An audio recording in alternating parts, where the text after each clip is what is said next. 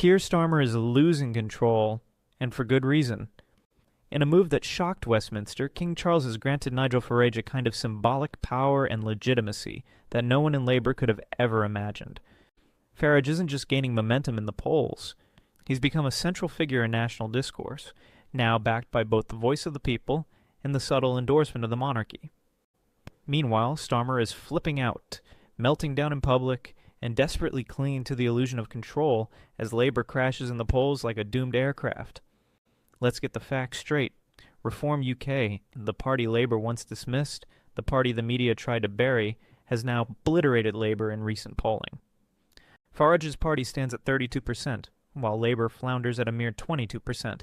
This isn't just a surge, it's a political earthquake. The local elections were the final blow.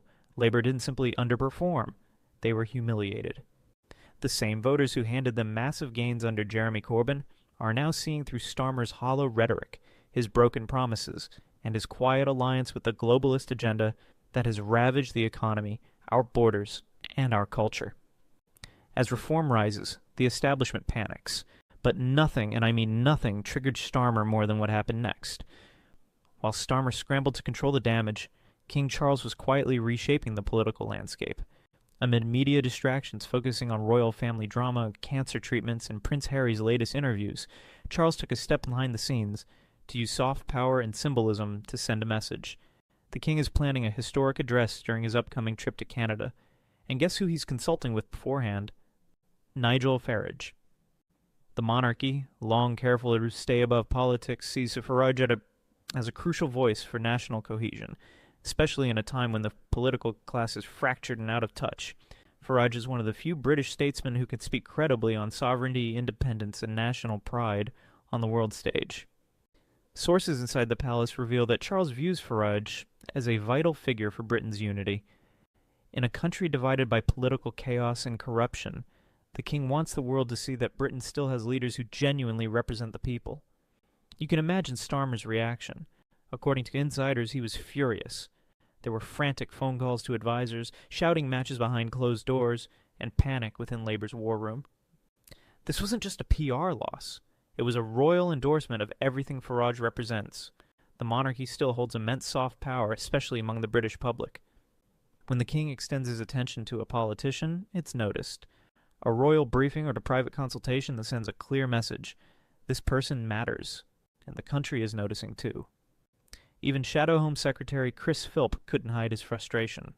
In a now infamous interview with Camilla Tominey on GB News, Philp completely lost his temper when asked why Farage's message was resonating more than Labour's tired talking points. Philp's flailing attempt to smear Farage as someone without a plan only highlighted Labour's own failures, an inability to control borders and rising taxes. It was a perfect display of Labour's unraveling. Reform UK isn't just rising, they're dominating, becoming the voice of the working and middle classes, those sick of being condescended to by these university-educated elites who have no idea what it's like to struggle with everyday life. While Starmer pushes climate pledges and diversity initiatives, Farage offers something real, a vision for a nation that works again. King Charles, always cautious in his political involvement, has now given his subtle yet significant nod toward Farage. The king sees where the winds are blowing, Labour's endless U-turns, their failure to connect with the public, and the growing political fracture. In contrast, Farage has a clear vision, a rising mandate, and the will of the people behind him. Starmer, however, is becoming a punchline in his own party.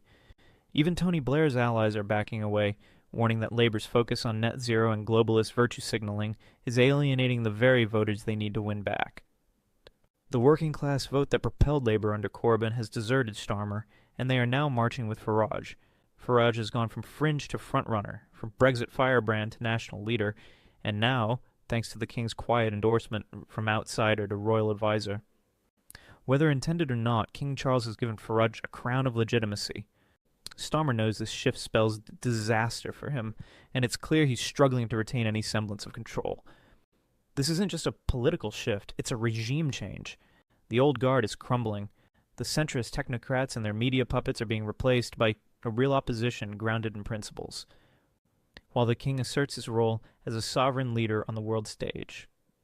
Starmer is struggling because, as reform takes power and Farage takes the reins, there will be a reckoning. The elites laughed at Farage, the media mocked him, and Labour ignored him. Now they're all watching helplessly as he becomes the most powerful political force in Britain, with the king's quiet approval from behind the curtain. This is the moment the establishment feared, and it's already too late to stop it. As we approach May 2025, a new challenge emerges. Labour's groundwork for what looks like a full-scale betrayal of Brexit. But make no mistake, this isn't a reset. It's a calculated unraveling of Brexit, where sovereignty is sold for bureaucratic smiles. The public is waking up, and Farage is leading the charge. The people won't forget what they voted for, and if Starmer continues down this path, the backlash will be fierce. The coming days are critical, and the stakes couldn't be higher for the future of Britain.